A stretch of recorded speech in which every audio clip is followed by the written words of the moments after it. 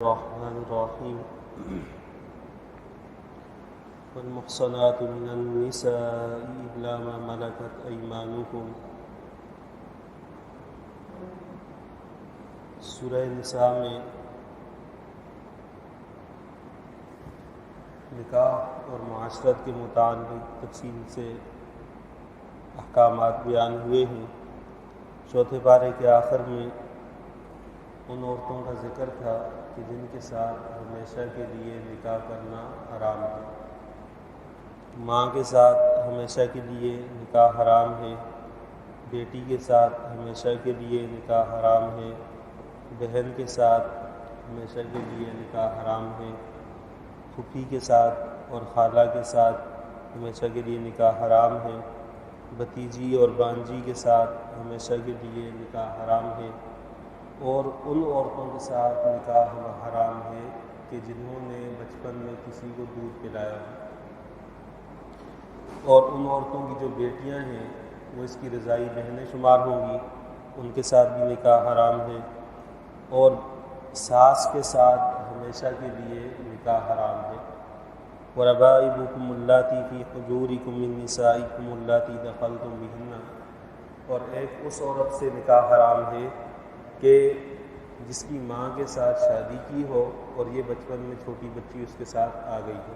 مثلا ایک بندے نے کسی عورت سے نکاح کیا، شادی کی، پھر اس کے ساتھ تنہائی میں وقت بھی گزار لیا، جماع بھی کیا، اس کی گود میں جو بچی ہے اس کے ساتھ اب بالغ ہونے کے بعد مثلا اس کی 20-22 سال عمر ہو گئی تو اب اس کے ساتھ نکاح کرنا ہمیشہ کے لیے حرام ہوگا۔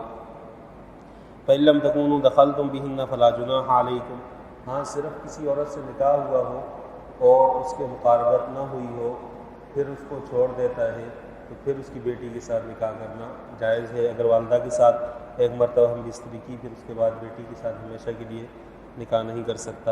وَحَلَائِلُ أَبْنَائِكُمُ الَّذِينَ مِنْ أَصْلَابِكُمْ وَأَن تَجْمَعُوا بَيْنَ الْأُخْتَيْنِ إِلَّا مَا قَدْ سَلَفَ۔ وَحَلَائِلُ أَبْنَائِكُمْ، بہو کے ساتھ سسر کا رشتہ ہمیشہ کے لیے حرام ہے۔ اگر شوہر کا بیٹے کا انتقال ہو یا طلاق دے دے تب بھی بہو کے ساتھ نکاح نہیں ہو سکتا، جیسے ساس کے ساتھ نکاح نہیں ہو سکتا۔ وَأَن تَجْمَعُوا بَيْنَ الْأُخْتَيْنِ، اور دو بہنوں کو ایک ساتھ نکاح میں جمع کرنا یہ حرام ہے۔ یہ جو رشتے جن کو حرام قرار دیا گیا ہے یہ نص قطعی کی وجہ سے حرام ہے۔ نص کا مطلب یہ ہے کہ اگر کوئی شخص ان کی مخالفت کرے تو اس صورت میں پھر اس کو قتل کیا جائے گا۔ پیغمبر صلی اللہ علیہ وسلم نے ایک صحابی کو بھیجا خاص اس مقصد کے لیے کہ اس نے اپنے ایک حرام رشتے کو نکاح کے طور پر حلال کیا تھا کسی بندے نے، تو پیغمبر صلی اللہ علیہ وسلم نے فرمایا کہ جاؤ اس کا سر کاٹ کر جاؤ۔ تو یہ محرمات وہ ہیں کہ جن کو قرآن نے حرام قرار دیا ہے، ان کے ساتھ نکاح نہیں ہو سکتا۔ ہندوستان میں ایک زمانے میں عقل پرست طبقہ اٹھا، اس نے دلائل دینے شروع کیے کہ بجائے غیر لڑکی لانے کے گھروں میں جو لڑکیاں ہوتی ہیں ان سے نکاح کیا جائے، اس پہ یہ دلیل یہ دلیل یہ دلیل یہ دلیل۔ حضرت تھانوی رحمہ اللہ نے اس زمانے میں ان پر شدید قسم کا رد کیا۔ پھر اس کے بعد فرمایا کہ وہ عورتیں جن کا کسی سے نکاح ہو چکا ہو، 5ویں پارے کے شروع میں، کہ جن کا کسی سے نکاح ہو چکا ہے، کسی کی بیوی ہے، تو اس کے ساتھ بھی نکاح کرنا منع ہے۔ جب تک وہ کسی کے نکاح میں ہے نکاح پر نکاح نہیں ہو سکتا۔ پھر فرمایا کہ جب ان کے علاوہ جو اور عورتیں ہیں ان کے ساتھ نکاح کر سکتے ہو، ان کا مہر دو، جو طریقہ ہے کہ مہر ادا کرو ان کا اور ان کو اپنے نکاح میں لے کر آ جاؤ۔ یہاں لفظ استعمال ہوا ہے فَمَسْتَمْتَعْتُمْ بِهِ مِنْهُنَّ فَآتُوهُنَّ أُجُورَهُنَّ فَرِيضَةً، کہ جن سے تم نفع اٹھاتے ہو تو ان کے مہر ادا کرو۔ اس سے بعض لوگ وہ متاع پر استدلال کرتے ہیں۔ متاع کا مطلب یہ ہے کہ کسی عورت کے ساتھ معاہدہ کیا جائے اور اس کو کچھ رقم دے دی جائے اور اس کے بدلے میں تھوڑا وقت عورت اس کے ساتھ گزار لے۔ تو شیعوں کے ہاں تو اس کی گنجائش بھی ہے بلکہ عبادت ہے، لیکن اہل سنت والجماعت کے ہاں متاع کی حرمت نازل ہو چکی ہے، اور پیغمبر صلی اللہ علیہ وسلم نے خیبر کے موقع پر اعلان فرمایا، ایک ہی حدیث میں ہے کہ آج کے دن سے گدھوں کا گوشت حرام ہے، متاع پر پابندی ہے۔ پہلے اجازت تھی پھر اس کے بعد منع کر دیا. تو اس کے بعد سے امت میں متاع کا سلسلہ نہیں رہا. پھر نکاح کا ایک بڑا مقصد بیان کیا ہے کہ نکاح کے ذریعے پاک دامنی اور عفت مطلوب ہے، صرف شہوت رانی مقصود نہ ہو کہ آج نکاح کیا 2-4 دن یہاں گزارے، پھر عورت کو چھوڑ دیا، پھر دوسری سے کر لیا، تیسری سے کر لیا. اس میں ہمارے زمانے میں سب سے زیادہ وہ لوگ مبتلا ہیں جو سعودی کہلاتے ہیں کہ ایک آدھ نکاح اپنے خاندان سے کر لیا، اس سے بچے ہی پیدا ہوتے ہیں، پھر اس کے بعد شادیوں پر شادیاں چلتی چلی جاتی ہیں. اگر کوئی شخص 4 بیویاں رکھتا ہے کوئی حرج نہیں، لیکن قرآن نے جو الفاظ استعمال کیے ہیں کہ یہ جو نکاح ہے ان کا مقصد وہ باعفت اور پاک دامن رہنا ہو، یہ مقصد غیر مصافحات ولا متخذات اخدان، 2 چیزیں، شہوت رانی مقصود نہ ہو اور چھپ چھپا کر دوستیاں نہ ہوں. نکاح باقاعدہ گواہوں کی موجودگی میں ہوتا ہے، چھپ چھپا کر دوستی کی اجازت شریعت نے نہیں دی. پھر اس کے بعد گھر کے معاملات میں کچھ اصول قرآن نے بیان کیے ہیں کہ ضابطہ یہ ہے کہ اللہ نے مرد کو حاکم بنایا ہے گھریلو معاملات میں. ایک گھر ہے، اس کا نظام چلانے کے لیے کسی نہ کسی کو تو سربراہ بننا پڑے گا، یا عورت ہوگی یا مرد ہوگا. مرد کو سربراہ بنایا ہے، اس کی وجہ کیا ہے؟ بما فضل اللہ بعضهم علی بعض، وجہ اس کی یہ ہے کہ اللہ نے مرد کو عورت پر فضیلت دی ہے. یہ بات ختم، اللہ نے دی ہے. بما فضل اللہ بعض، اللہ نے فضیلت دی ہے. تو جب اللہ نے دی ہے تو اگلی بات ہی کوئی نہیں. یہ کہنا کہ جی ہمارے حقوق اور میرے فلاں اور میرے فلاں. ایک اور صفت وَمِمَا أَنفَقُوا مِنْ أَمْوَالِهِمْ، مرد عورت پر مال خرچ کرتا ہے. مرد بہن پر بھی خرچ کرتا ہے، ماں پر بھی خرچ کرتا ہے، بیوی پر بھی خرچ کرتا ہے، بیٹی پر بھی خرچ کرتا ہے. تو اللہ نے اس کو گھر کا سربراہ بنایا ہے.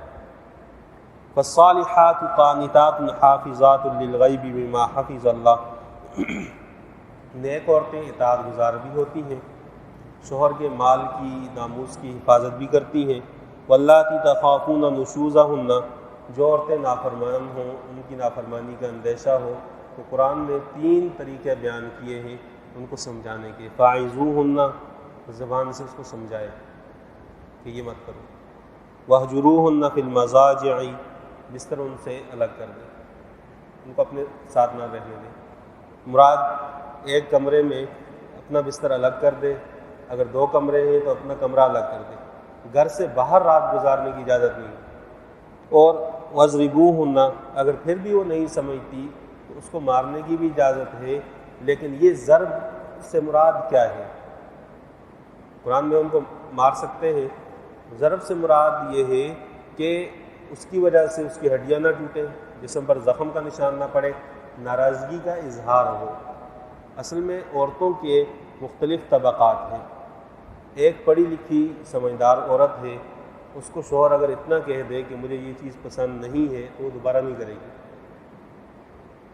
ایک عورت وہ ہے جس کے مزاج میں ضد ہے، تو اس کے سامنے ناراضگی کا اظہار کرنے کے لیے شوہر کو اپنا بستر الگ کرنا پڑے گا کہ آپ اگر ضد پہ ہیں تو میں بھی ضد پہ ہوں، ختم معاملہ، میں الگ سوؤں گا آپ الگ. اور عورت کے لیے شوہر کا الگ ہونا یہ ایک اذیت ہے. ضروری نہیں ہے کہ اس کے ساتھ ہم بستر ہو، صرف شب کا گھر میں گزارنا یہ عورت کے لیے راحت ہے، عافیت ہے.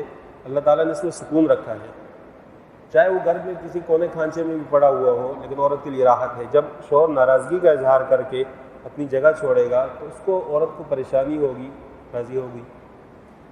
بعض عورتیں ایسی ہوتی ہیں کہ وہ نہ اشارے سمجھتی ہے، نہ کنایا سمجھتی ہے، نہ بات کو سمجھتی ہے، دیہاتی جٹ قسم کی ان پڑھ عورت ہے. اب اس نے ساری زندگی یہ دیکھا ہے کہ عورت کو مار پڑتی ہے تو پھر تنبیہ کی جاتی ہے. ہمارے کہ مار بھی سکتے ہیں، یہ مطلب ہے مارنے کا. اس پہ ہمارے زمانے میں بڑا شور شرابہ اٹھا کہ جی قرآن نے کہہ دیا مارو اور یہ مولوی عورتوں کو مروا رہے ہیں. یہ تو قرآن کے الفاظ ہیں، اور قرآن نے جو کہا ہے تعجب ہوتا ہے کہ الفاظ قرآن کے کہ وَاضْرِبُوهُنَّ، ان کو مارو، اور تصویریں اندرون سندھ کی جہاں عورتوں پر تیزاب پھینکا ہوا ہے، دونوں کو جوڑتے ہیں. شریعت نے جو مارنے کا کہا ہے، مارنے سے مراد ناراضگی کا اظہار ہے، ہڈیاں توڑنا نہیں ہے، ضرب مبرح جس پر نشان واضح ہوں اس مار کی اجازت نہیں ہے، جلانا جائز نہیں ہے، تیزاب پھینکنا جائز نہیں ہے۔ یہ تو ساری وحشیانہ سزائیں ہیں، اس کی تو شریعت اور اسلام سے کوئی دور دور کا تعلق اور واسطہ نہیں ہے۔ پھر اس کے بعد فرمایا فَإِنْ أَطَعْنَكُمْ فَلَا تَبْغُوا عَلَيْهِنَّ سَبِيلًا۔ یہ ایک بہت عمدہ اصول ہے کہ میاں بیوی میں جھگڑا ہوا، جھگڑے کے بعد صلح ہو گئی، جب صلح ہو گئی تو اب پچھلی باتیں عورت کو بار بار یاد نہ دلائیں کہ تو نے یوں کیا، تو نے یوں کیا، تیرا ابا نے یوں کیا، تیرے چچا نے یوں کیا، تیرے بھائی، یہ نہ کرے۔ اب ان پر وہ معاملہ چڑھ کے نہ جائے کہ تیری یہ غلطی تھی، تیری یہ غلطی۔ جب صلح ہو گئی تو صلح کا مطلب یہ ہوتا ہے کہ پچھلی ساری دفن، اب اگلی زندگی ہے۔ اور صلح کے لیے بہترین صورت وَإِنْ خِفْتُمْ شِقَاقَ بَيْنِهِمَا فَابْعَثُوا حَكَمًا مِّنْ أَهْلِهِ وَحَكَمًا مِّنْ أَهْلِهَا، کہ جب میاں بیوی میں ناچاکی ہو تو شوہر کے خاندان کے سمجھدار لوگ، بیوی کے خاندان کے سمجھدار لوگ، ان کو بٹھایا جائے اور ان کے ذریعے بات چیت کروائی جائے اور ان کے ذریعے معاملات حل کیے جائیں۔ پھر اس کے بعد پیغمبر صلی اللہ علیہ وسلم کو منافقین کے احوال بیان کیے گئے اور ان کی وہ صفات جو کفار کے ساتھ مشابہ ہے یا یہود سے لی گئی ہے۔ مثلا ان کی ایک صفت یہ تھی کہ یہود جب قرآن سنتے تو کہتے ہم نے سنا تو ہے لیکن سمعنا وعصینا واسمع غیر مسمع وراعنا لیا بألسنتهم وطعنا فی الدین، کہ وہ جب پیغمبر کی بات سنتے تو تاثر یہ دیتے کہ ہم اس کو قبول کرنے والے نہیں ہیں، اور جب پیغمبر صلی اللہ علیہ وسلم کو پکارنا ہوتا تو صحابہ کہتے کہ یا رسول اللہ انظرنا، ہماری طرف دیکھ لیجئے، راعینا، ہمارا خیال کیجئے، ہماری توجہ کیجئے، ہماری طرف توجہ۔ یہ کہتے راعینا لیم بألسنتہم، زبان کو کھینچ کر، اب لفظ ایک ہی ہے، اللہ نے فرمایا ان کی یہ بری خصلت۔ پھر ان کے اندر ایک بری صفت یہ ہے کہ یہ لوگوں کے ساتھ اللہ کے دیے ہوئے معاملات میں ضد اور حسد کرتے ہیں، حتیٰ کہ انبیاء کے ساتھ بھی، کہ اس کو یہ نعمت کیوں ملی ہے۔ مسلمانوں کے سامنے ان کا ذکر کرنے کا مطلب یہ ہے کہ مسلمان اپنے اندر یہ صفت کبھی نہ آنے، یہ جو حسد کی بیماری ہے یہ یہود کی خاص صفت ہے کہ اللہ نے اس کو یہ نعمت کیوں دی۔ اللہ نے دی، قرآن نے جو الفاظ استعمال کیے، ہم یحسدون الناس علی ما آتاہم اللہ من فضل، جو اللہ نے اپنے فضل سے کسی کو دے دیا تو یہ اس کے ساتھ حسد کرتے ہیں کہ اس کو کیسے مل گئی، اس کو کیوں دے دی۔ مسلمان کی تو اچھی حالت دیکھ کر اس کے لیے مزید دعا کرنی چاہیے، اللہ اس کو مزید اچھے حالات میں لے جائے، اور جب دعا کرے گا اللہ تعالیٰ اس کے لیے بھی اس دعا کو مقبول بنائیں گے۔ پھر منافقین کے ساتھ ساتھ ایک مضمون قرآن نے سورہ نساء میں یہ بیان کیا ہے کہ جہاد سے منہ چھپانا موت کے خوف سے ہے۔ فرمایا موت تو اس وقت بھی آئے گی کہ اگر تم لوگ بند قلعوں میں بیٹھ جاؤ، بالکل جہاں ہوا کا کوئی گزر نہ ہو، وہ تو وہاں بھی آئے گی۔ تو پھر ایسا کیوں نہیں کرتے کہ جن لوگوں کو، جو لوگ پریشانی میں مبتلا ہیں اور وہ ہاتھ اٹھا کر دعائیں مانگ رہے ہیں کہ ربنا اخرجنا من هذه القرية الظالم اهلها، یا اللہ یہ ظالموں کی بستی میں ہم پھنسے ہوئے ہیں، یہاں سے ہمیں نکال دے، ہمارا کوئی مددگار بنا کر بھیج دے، ہمارا کوئی دوست بنا کر بھیج دے، کوئی رہنما بنا کر بھیج دے، تو ان لوگوں کی مدد کرنے میں تمہیں کیا رکاوٹ ہے۔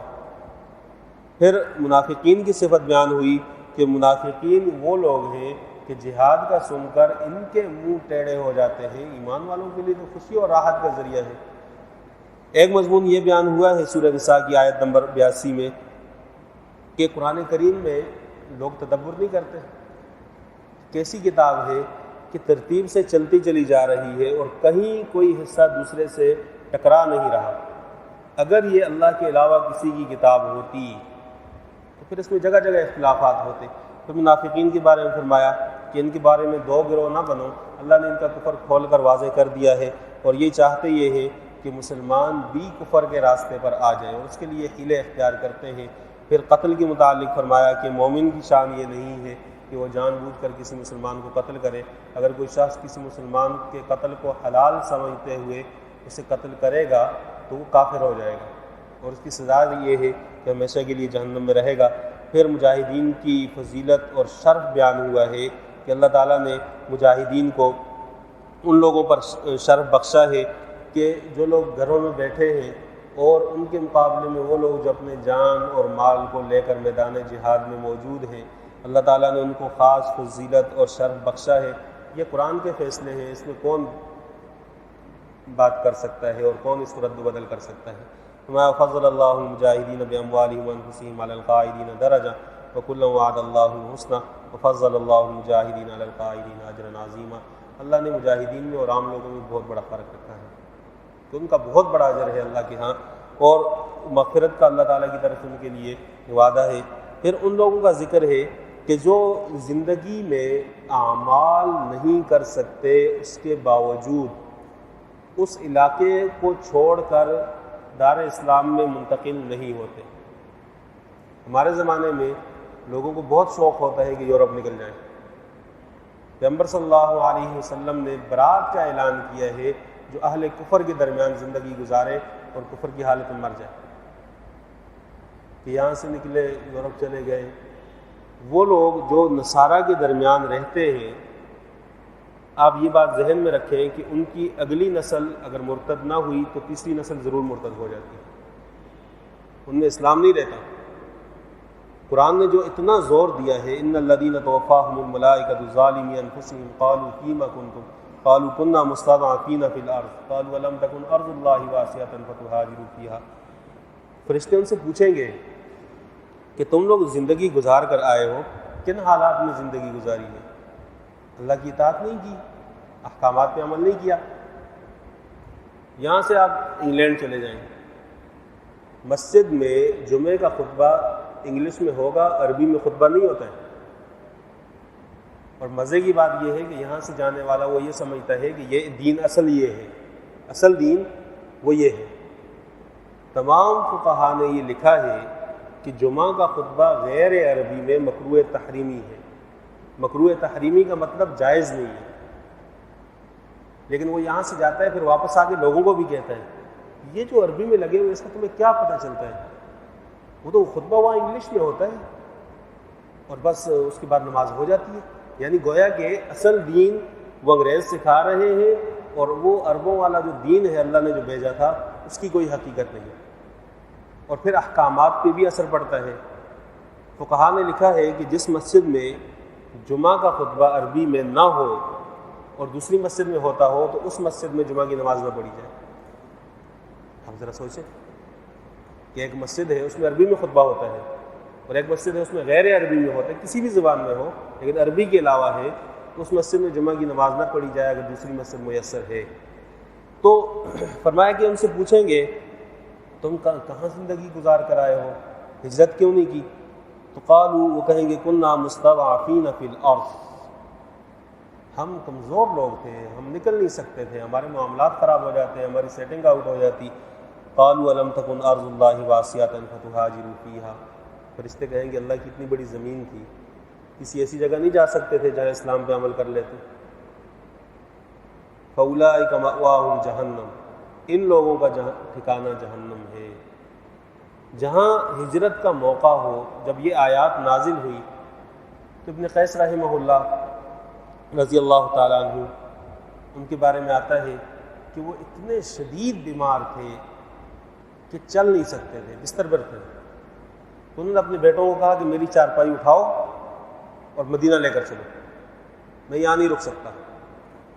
تو ان کے بیٹوں نے کہا کہ آپ اتنے معذور ہیں، آپ کے لیے تو گنجائش ہے۔ انہوں نے کہا نہیں۔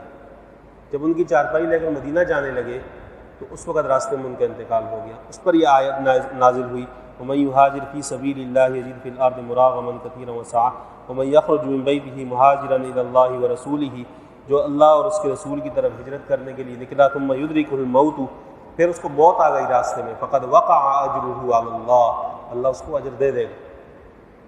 اس نے اپنا علاقہ چھوڑنے کی کوشش کی دین کے لیے، اللہ تعالیٰ اس کو اجر دے دیں گے۔ پھر قصر نماز کا حکم ہے، سفر کی حالت میں نماز قصر کی جاتی ہے۔ فرائض میں 4 فرض کی جگہ 2 فرض پڑھے جاتے ہیں، فجر اور مغرب کی نماز فرائض پورے پڑھے جاتے ہیں۔ اور سنتوں میں قصر میں حکم یہ ہے کہ اگر سفر میں قرار ہے، اضطراری حالت نہیں ہے تو سنتیں پڑھ لیں، اور اگر اضطراری حالت ہے تو اس میں پھر سنتیں چھوڑ دیں۔ وتر کی نماز سفر میں بھی پڑھی جائے گی۔ پھر اس کے بعد صلاۃ الخوف کا ذکر ہے کہ جب دشمن کے ساتھ جنگ ہو تو 2 فریق بن جائیں، ایک فریق نماز پڑھے، ایک ان کی طرف رخ کر کے رکھے، پھر وہ نماز پڑھے اور دوسرا فریق ان کی طرف رخ کر لے۔ پھر اس صورت کے آخر میں، اس پارے کے آخر میں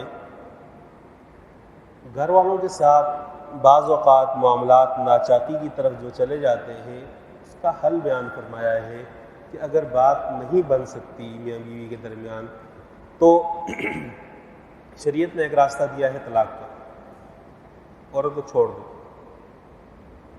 یہ کرنا کہ عورت کو طلاق نہیں دی، اس کو اپنے ماں باپ کے گھر بھیج دیا اور خود دوسری شادی کر کے گھوم رہا ہے کہ یہ بھی ساری زندگی بیٹھی رہے گی، میں ایسا نہیں کروں، اس کی اجازت نہیں ہے۔ اگر اس کو بیوی بنا کر نہیں رکھ سکتا تو اس کو مطلقہ بنا دے، اس کو چھوڑ دے، یہ کرنا جائز نہیں ہے۔ یہ خاندانوں میں، قوم قبیلوں میں ضد کی بنیاد پر یہ کیا جاتا ہے کہ اس کو طلاق بھی نہیں دیتا اور اپنے لیے دوسری شادی کر کے اپنی بیوی لے کر آ گیا ہے، وہ ساری زندگی بیٹھی رہے گی، یہ اس کی شریعت نے اجازت نہیں دی ہے۔ پھر منافقین کی صفت بیان فرمائی ہے کہ یہ جو منافق لوگ ہیں ان پر اللہ کی طرف سے پھٹکار ہے اور ان کے لیے اللہ کی طرف سے جہنم کا فیصلہ ہے۔ اللہ تعالیٰ کی طرف سے دنیا میں جو افراد پیدا ہوئے، مسلمان، کافر، مومن، یہود، نصارہ، یہ سب کے سب جتنے بھی ہیں، ان سب کے لیے ایک مشترکہ حکم ہے کہ ما یفعل اللہ بعذابکم ان شکرتم وآمنتم۔ بندہ ہو، انسان ہو، ایمان لائے، اللہ کا شکر گزار بن کے رہے، اللہ اس کو سزا کیوں دے گا؟ اللہ کو سزا دینے سے کوئی قدرت میں اضافہ تو نہیں ہوگا اللہ کی؟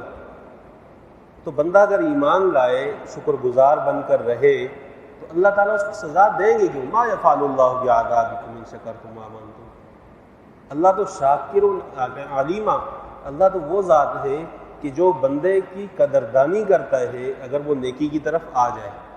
یہ بندے کے اپنے اعمال ہوتے ہیں جن کی وجہ سے اس کی گرفت ہوتی ہے۔ اللہ تعالیٰ سے دعا ہے قرآنی تعلیمات پر عمل کرنے کی توفیق عطا فرمائے۔